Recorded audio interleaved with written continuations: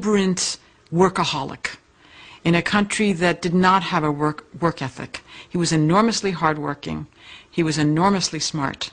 He had supreme self-confidence and a belief that he really knew what was right for everybody, and particularly for the future of his country.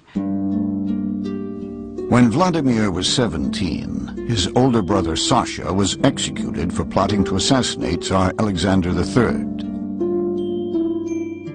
It was the beginning of his own path to revolutionary action.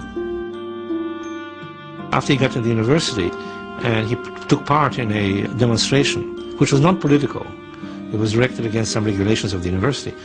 When he was arrested, and it was discovered that he was the younger brother of the executed terrorist, he was expelled from the university.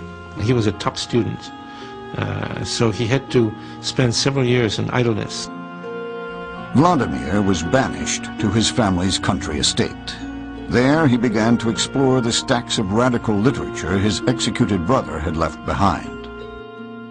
He read various Russian revolutionaries, read Karl Marx, and began to come to the conclusion that it was just as important as his brother had thought to create a new social system for Russia, that revolutionaries had to learn to toughen themselves, to make themselves into heroes who were going to give their all to save Russia, something like his brother had done. Vladimir's revolutionary activity would land him in deeper trouble with the law. By the time he heard about Edward Bernstein's writings nearly a decade later, he was in exile yet again, this time in Siberia. His life now revolved around one goal: revolution.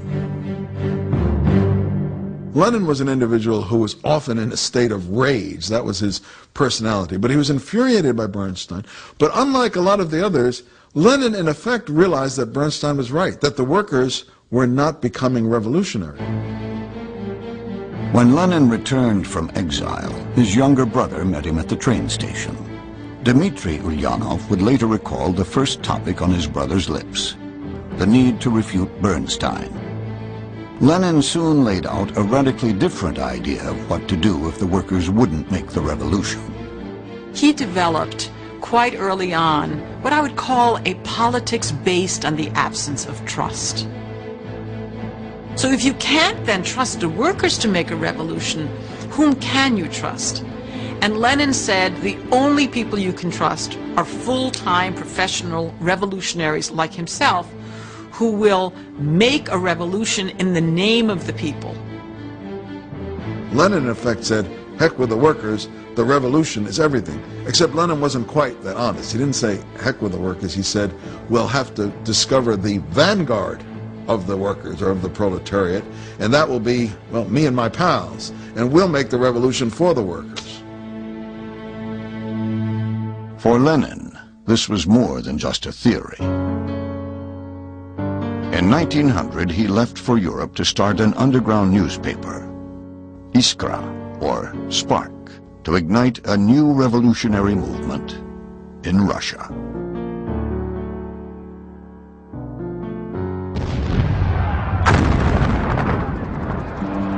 In the summer of 1914, 50 years of peace in Europe came to a bloody end. Soon the entire continent was mired in the fiercest conflict the world had yet seen. The Great War hit Russia particularly hard. There was breakdown of transport, there was inflation, and in the northern cities, particularly the capital city of St. Petersburg, or Petrograd as it was then called, there were great shortages of food and fuel. So the winter was very, very harsh. By early 1917, the ground was crumbling beneath the Tsarist regime. As Russian troops battled Germany in the west, strikes and protests spread across the country. Then, in Petrograd, a group of soldiers mutinied.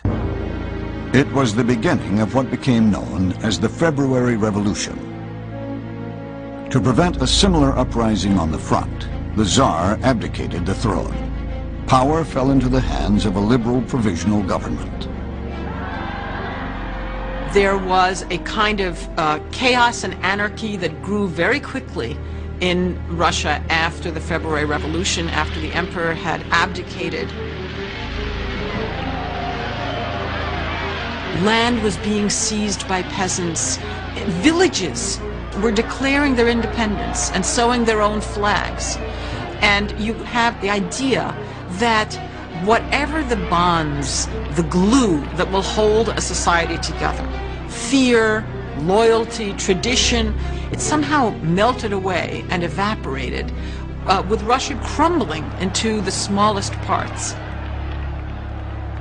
Many Russian socialists welcomed the new liberal government, but not Lenin. He had lived in exile in Europe for most of the past 15 years, sometimes traveling in disguise. All the while, he had worked to strengthen and arm a new party in Russia, the Bolsheviks, even ordering bank robberies and extortion to finance party activities. Now he saw the chance he had been waiting for.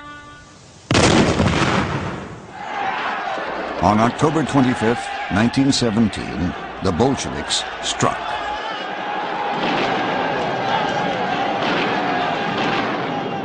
This is a later Soviet reenactment of Lenin's men storming the Winter Palace in St. Petersburg. In reality, the revolution was much less dramatic. The provisional government yielded with little bloodshed. Many didn't expect the new regime to hold on to power any longer than the provisional government had. When Lenin and the Bolsheviks seized power, they really were a tiny minority.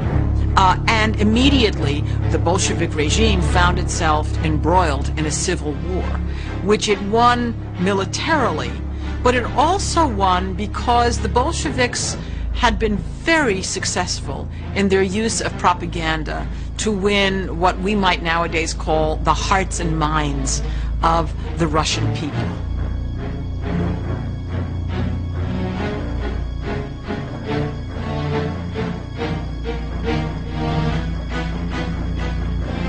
Through posters, leaflets, and speeches, Lenin tried to convince Russians of just who were the enemies of the people and who were their saviors.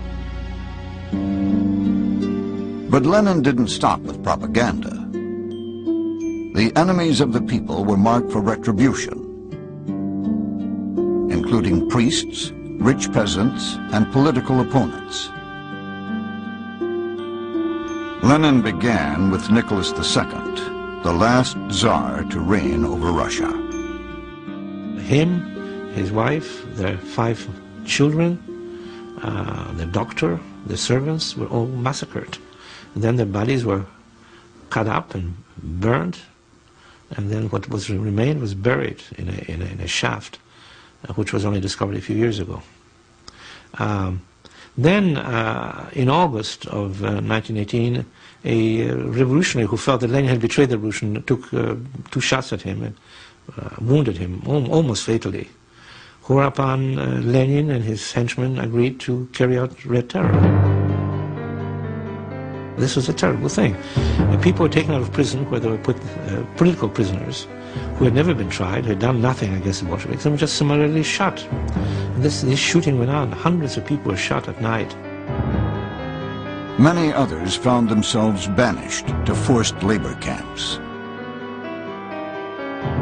Under Joseph Stalin, the system would become known as the Gulag.